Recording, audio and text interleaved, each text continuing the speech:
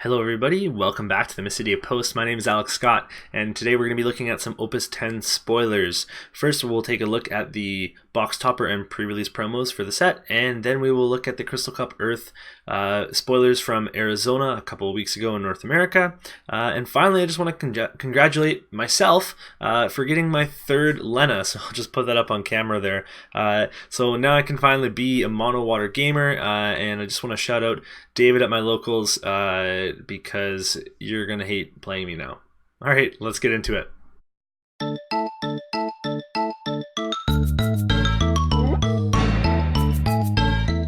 Alright, we're going to get started with Titus. Titus is the pre-release promo for this set, so you will get a foil Titus in every pre-release kit that you purchase.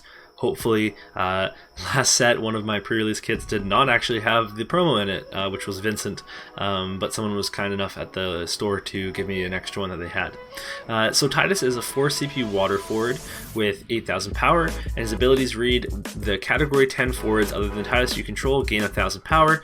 When Titus enters the field, you may return one backup you control to its owner's hand. When you do so, choose one forward, return it to its owner's hand.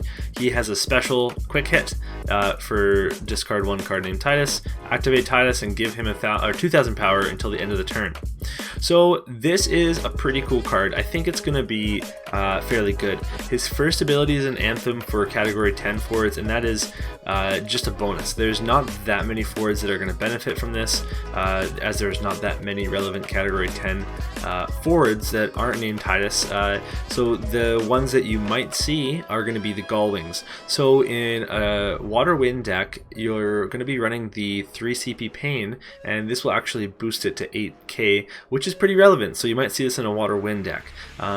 You could also see this possibly in a Water Wind Gullwings deck, which has all the forwards, Yuna, Riku, and Pain all in forward. But the second ability is where this card really shines. So being able to return a backup to your hand is pretty relevant. So in Water Wind again, we now are running the Opus 2 Riku that activates all of your forwards on entry and is an EX burst.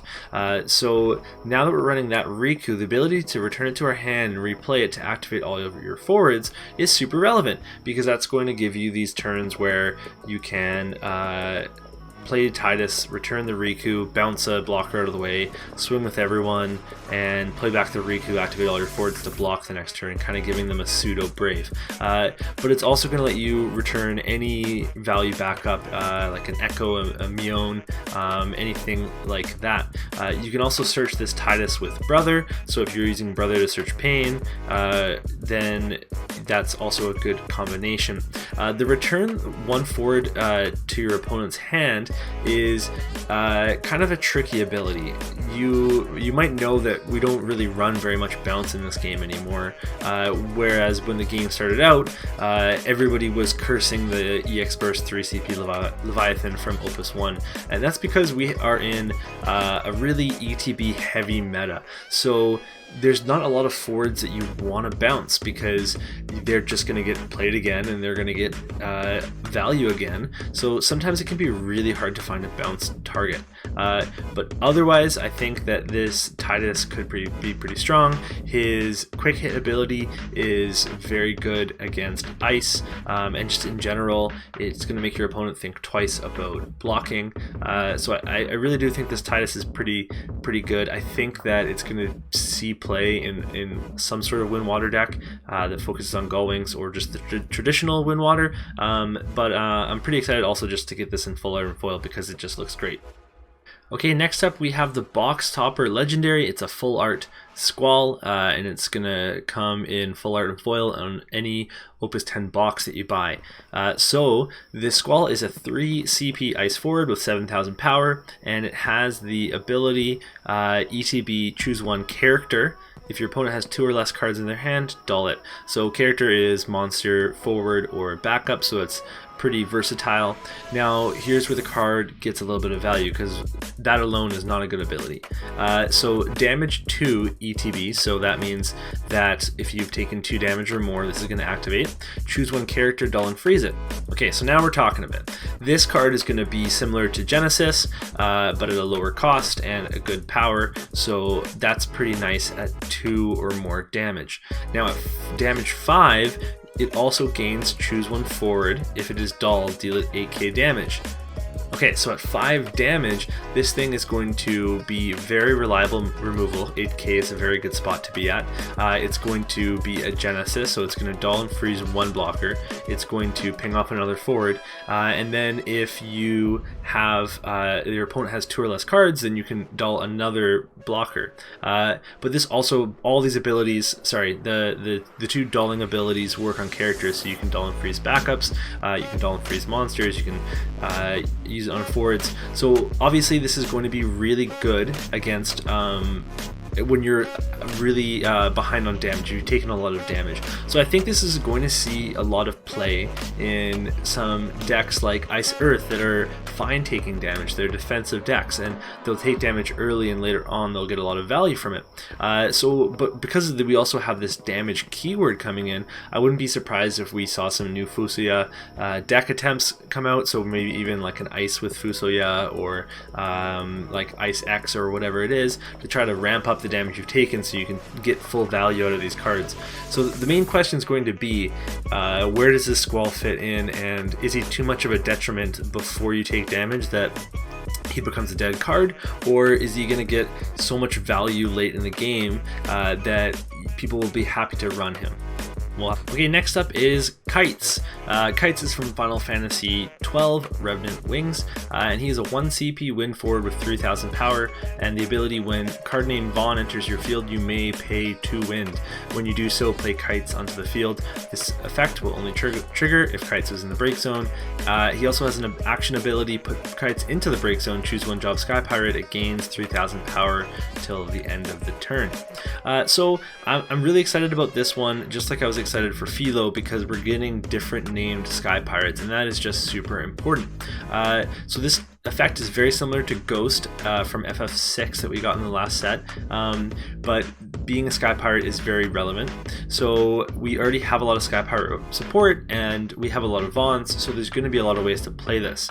I think that with the new starter Vaughn, you might be able to play 3 to 4 forwards in one turn, because Vaughn plays the forward with his ability. You can pay and play Kites. If you've taken 5 or 6 damage more, then you can play another character with, or another forward with Vaughn, and you can just have these big flood turns. So that's kind of cool. Getting this guy out is great as well, because he's just a good sack target for Famfrit, for Veritas, and his own sack ability isn't too bad.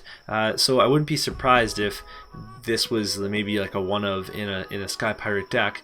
The only issue is that with Ghost you can play any FF6 forward, and with Kites it's very limited to Vaughn. So how many copies of Vaughn are you running? If you're running Mono Wind, you're not really recurring any Vaughns. So I mean, I can't really see this guy ever being more than a one of, because once you get him in the break zone, you're great. You can just keep on bringing him back with whichever Vaughns you have. Alright, I love the art in this next one. It's Sarah from Final Fantasy 13. She is a 3 CP 7k ice forward, dull, put 1 card Mog 13-2 into the break zone, choose 2 forwards, dull them, and 1 ice and dull, choose 1 card name 13-2 in your break zone, play it onto the field. So if we're getting this Sarah, we must be getting a new Mog 13 too, right? Because otherwise this is going to be a really dumb card in limited, because it won't do anything. So otherwise, right now all we have is a Searcher Mog, which I mean is great to play over and over if you have that many targets to search for, but it's not really going to get you anywhere too fast. So that might not be good enough. So we really do need to get a new Mog 13-2. We also have the boosting Mog 13-2, but that's also, again, it's going to be too slow to really do much. So we need a new Mog 13-2 that has some sort of wicked ETB that's going to come in and do something really cool, so that way we can break it and dull 2 forwards, and then we can pay and play it back again and have some sort of crazy engine that just goes on forever. But I can't really imagine them printing a new Mog that was too strong, so I'm not 100% sure that this Sarah is going to see play because of the name clash with the Searcher, the Moogle Searcher Sarah, and with the other starter Sarah, both of which are just really good cards. Here's Zaidu, or Zaido. Zaidai. No, it's not that. So he is a 2 CP Lightning backup, type 0. So dull him and put him in the break zone, choose one forward, it gains first strike until the end of the turn. Wow, that's just Lancer. He also has dull him and put him in the break zone, choose one category, type 0 forward, until the end of the turn it gains haste and first strike. That's a little bit better. So giving haste and first strike is nice, and that is a good option in a type 0 deck, but type 0 decks, especially cadet decks, have very limited backup space, so it's going to be hard to put this in. It's also a very slippery slope to be breaking your own backups, so this could be a good finisher, but it's not something that you're going to be able to do a bunch of times in a game just to get some damage in. I think it's just alright. Well, we got another Caius, and this time it has good art opposed to the one that we saw last. It still has like a weird downside and like a really nice upside, so let's take a look at it. So this card is above curve. It has a just amazing ETB, so don't read the rest of the card. But if you are going to read the rest of the card, you can still take advantage of that downside. So you can use it to break something like a Viking or a Layla, or if you play water and you're playing the 5 CP Yuna, you can just remove Caius from the game instead of letting it go to the break zone and just get rid of that negative part altogether. So playing a character of cost 3 or less is really, really good on the ETB. It's a super strong ability. So you can use that to help curve out the beginning of the game, especially if you're playing Searchers at 3 CP, that's going to be such great value. But your timing is very important, because if you just play him turn 1, play into a Searcher, and they break him with removal, it breaks the backup you played, and you lose a bit of value. So you just have to be really careful with your timing and get some extra support out there to support him. That's about enough for me, but I want to hear from you. Let me know what you thought about the spoilers in the comments, and we'll see you next time. Thank you so much for watching. You can like and subscribe to support us further, and you can read the Mysidia Post articles at themysidiapost.com. You can also check out our Patreon if you want to support us more. And if you need FFTCG singles, then look no further than Cards That You Release. They've got great deals and prices. Check them out. Finally, I'd like to thank FF Decks for creating the best website for creating your Final Fantasy trading card game decks. They've also got a Patreon, so make sure you go check them out. They work so hard for the community, so let's pay them back. See you next time.